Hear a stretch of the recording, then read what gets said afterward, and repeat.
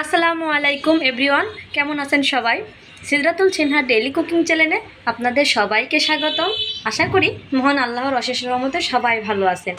আপনাদেরকে আজকে আমি একটা নতুন রেসিপি শেয়ার করব, যেটা দেখতে যেমন দারুণ, খেতেও কিন্তু অসাধারণ মজা হয়।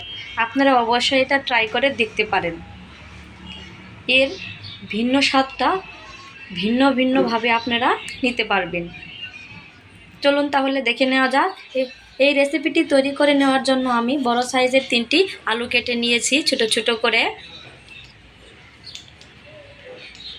নিয়েছি।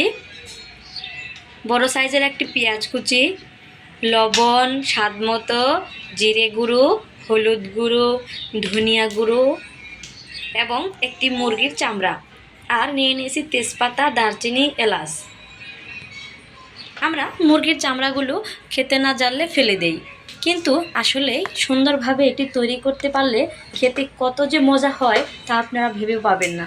অবশ্যই আমি যেভাবে আলুগুলো ছোটো ছোটো করে কেটে নিয়েছি, আপনারা ঠিক এইভাবে কেটে নেবেন, নতুবা সিদ্ধ হবে না। আমার এই রেসিপিটি যদি আপনাদের ভালো লাগে তাহলে অবশ্যই আমার চ্যানেলটি সাবস্ক্রাইব করবেন এবং আমার পাশেই থাকবেন। তো বন্ধুরা, চলুন তাহলে দেখে নেওয়া যাক কিভাবে আমি এই রান্নাটি করে নিয়েছি।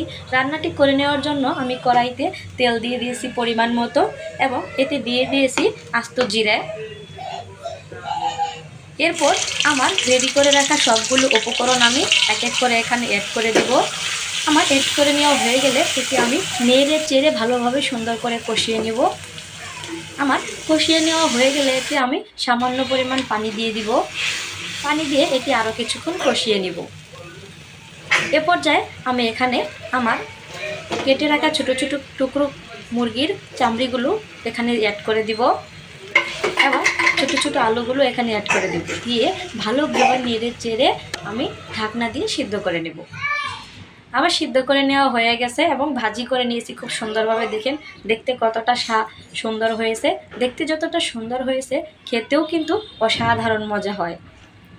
আপনারা অবশ্যই এটি বাসায় ট্রাই করে দেখবেন। এটি ছোট থেকে বড় সকলেই খেতে খুব পছন্দ করে।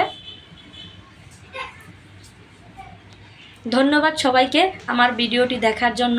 আমন্ত্রণ রইল নতুন কোনো পর্বের জন্য। সে পর্যন্ত সবাই ভালো থাকবেন, সুস্থ থাকবেন। আল্লাহ হাফেজ।